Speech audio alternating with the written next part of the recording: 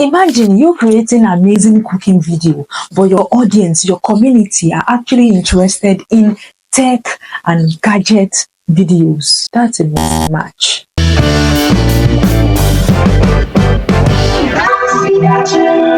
This video is not just about tips, rather I'll be going practical, which means if you have the intention of watching for just 2 or 3 minutes and you think you can grasp the whole logic of using YouTube analytics to increase your views, to grow your channel, your watch hour, and even your subscribers within short time, then my dear, I would advise you stop watching now. But if you've decided to watch this video till the end, then I assume that you want the very best for your channel growth and you are ready for serious work. And trust me, I won't let you down as well. I remember when I first started my channel, I was so keen and excited about any increase in the number of views, be it 10 views, 50 views, 60, 100. But I had no ideas of what to do with the numbers, and basically I was just creating content blindly and following the bandwagon. I mean, just doing what other creators are also doing and not minding my own data at the back end of my YouTube analytics. It wasn't until I started diving into my analytics that I knew what I was missing out. And that exactly is what I want to show you in this video, so that you will not be like I used to, and so that you can leverage on what you have to get what you want, which is growth and money. Let's dive in practically. So now it's time to go practical. Basically, I will be using web version of YouTube. I'm not going to use the application. Use your web browser and log on to studio.youtube.com. So it is definitely going to bring you to this particular page. So here I have my dashboard there upper, then I have the list of videos. Then the third icon is the analytics, and exactly what I clicked on. That is where we have our overview, we have the content, we have the audience.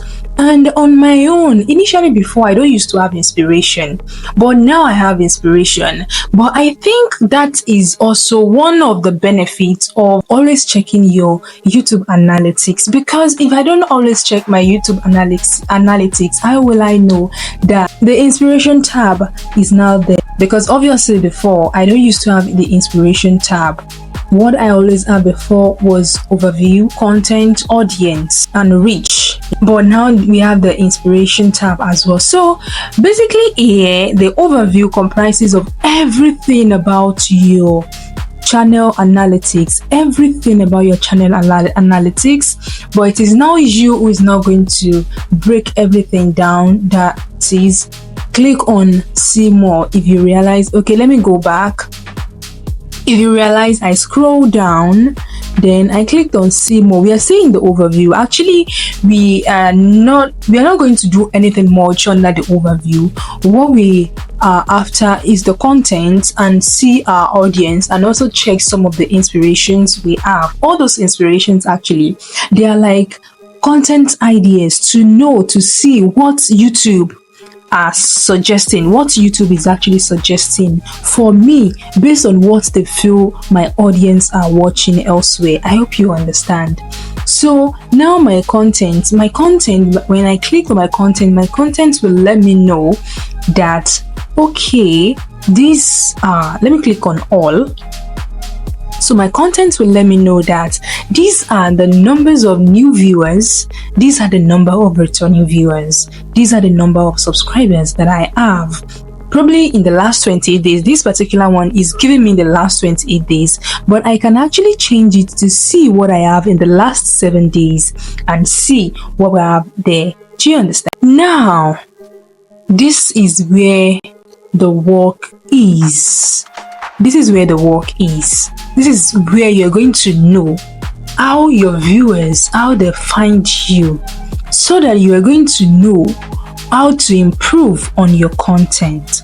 For instance, now when I click on the content, under the content tab, down below here, I have how viewers find me. That is how viewers find my channel, my content.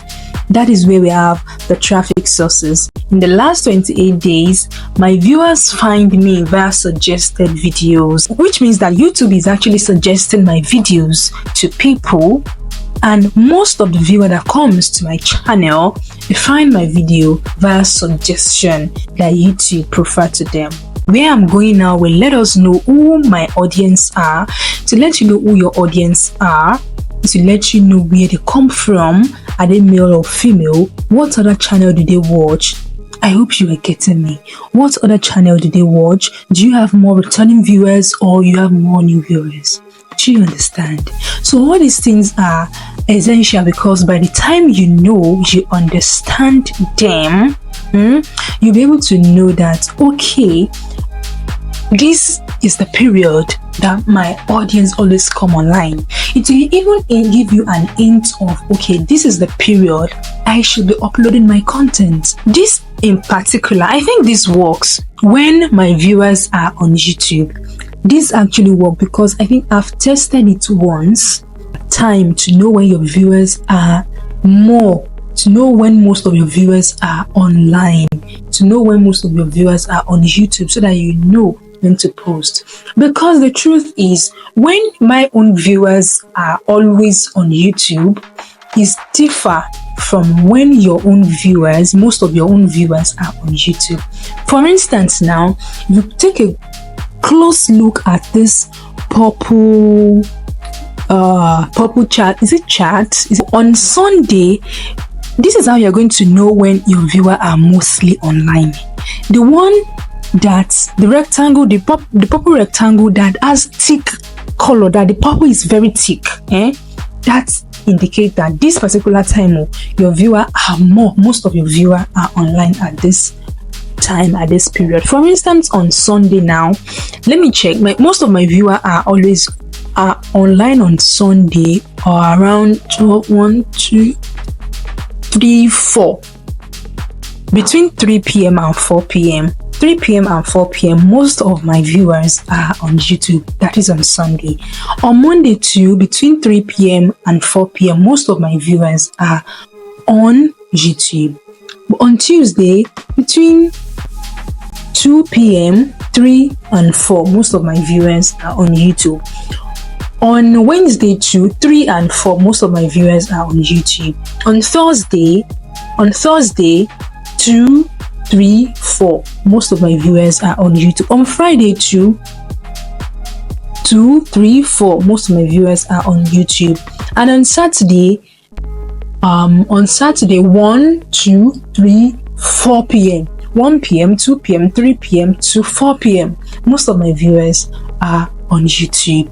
This is going to give me an hint that the logic here is that when most of your viewers are on YouTube and you post around that period, and by the time you upload the content, maybe like 10 or 20 of them clicked on the video and they watched it, and they engage with it, it's going to send a positive signal to the algorithm that, okay, this your content is actually a good one, and it is something that the algorithm can push to more people. But if you do not take into consideration this particular aspect, and one YouTuber just tell you that, okay, on Monday you can post by 12 p.m. on Tuesday you can upload content by 2 p.m. on Friday you can be uploading content by 11 a.m.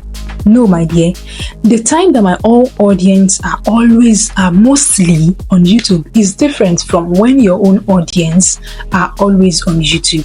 So that is why it is very essential to know that, that is why it is very essential to understand your YouTube analytics yourself. By the time you post, for instance, now maybe today I'm recording this on Wednesday, and this is 3. Most of my audience will be most of them are on between 3 p.m. and 4 p.m. So if I upload content around that time, there is a high chances that I'll have engagement, around that period, and it's going to send a positive signal to the algorithm so that algorithm can push it to more people who are not even your subscriber, who are not even your viewer, who have never watched your content before. And if those people that the algorithm sent your video to, they find your content to be enlightening, or they find it helpful, they can also be part of your community.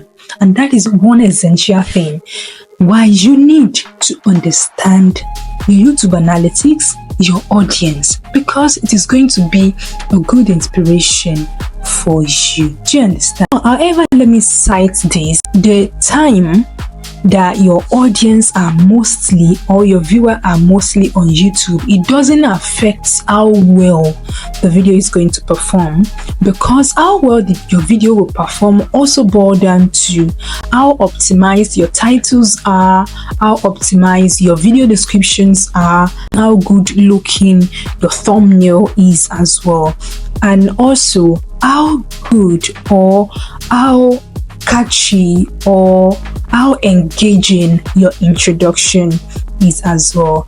But if your introduction is good, if your YouTube title, your video title is good, if your description is well optimized, but you don't understand what is going on, the data at your back end, you don't understand your audience, because the audience you have currently can affect your channel in a very big way. Do you understand? So, and that is why it is essential to take note that who are these audience? When are they mostly online?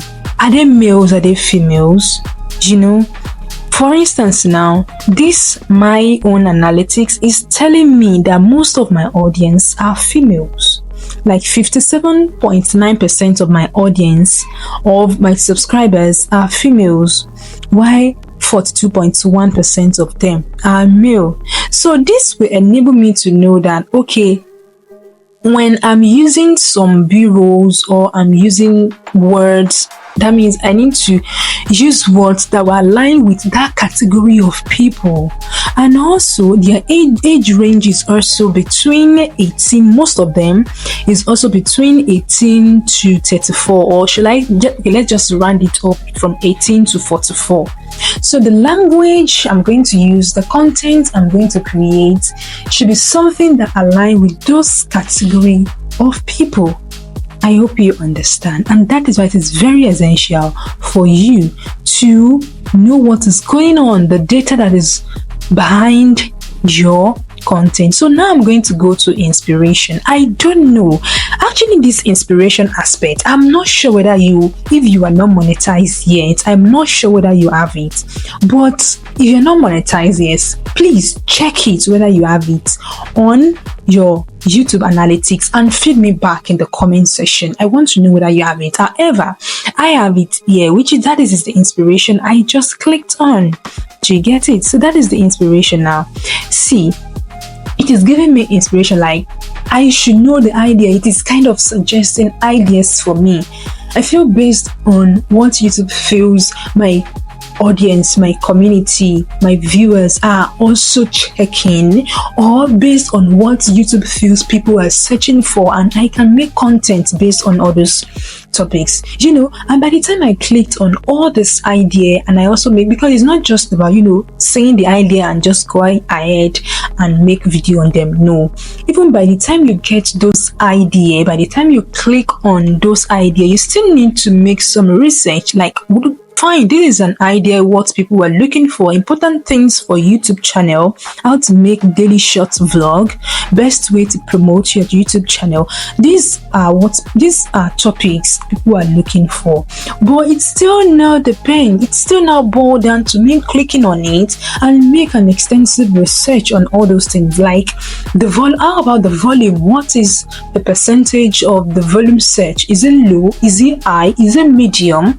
Is it that a lot of people has already created content based on that before, and people that have created content based on that before, how are those contents performing? Do you understand? So all this, if I am not using my YouTube analytics, I will not be able to understand them all. So sweethearts, if you find this helpful, let me know in the comment section, and any other thing you want me to analyze for you in my next video. So with this, I don't expect you to gamble on your next video topic or to just flow with trends. If that trend doesn't align with your niche, or if that trend does not align with what your audience really wants, I don't expect you to jump on that type of trend. So till I see you again in my next video, you already know I love you, and this is a community. Do well to subscribe to my channel, like this video, and let me know your thoughts in the. If you understand all this that I've just explained practically, it will assist you to know what content your community wants to watch. Because imagine you creating an amazing cooking video, but your audience, your community are actually interested in tech and gadget videos. That's a mismatch. What I'm saying in essence is that by understanding the behavior of your audience through YouTube analytics, you can tailor your content to their desire and watch your channel grow. So my dear, instead of bothering yourself why YouTube algorithm is not pushing your content out, forget about the YouTube algorithm.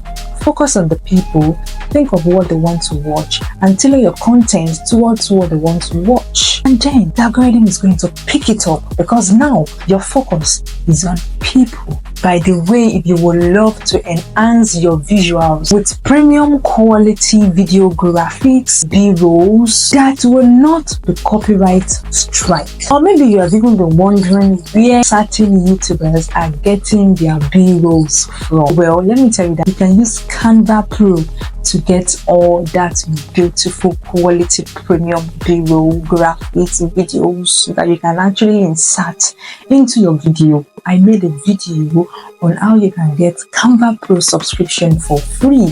Check that out here. But if you don't want to go through the stress of downloading one app or one site or the other, or you feel like you don't want to get kicked out at any point in time, because the truth is that since the Canva Pro is free, you can get kicked out of the group anytime. So if you want to avoid that, of course you can join my Canva Pro team, and instead of paying 28,000 naira to get Canva Pro, with just 3,199 naira, you will be added to my Canva Pro team. So there is a link in the description of this video that you can actually click on to have access to my Canva Pro team. Remember to like this video, drop your comment if you have not subscribed.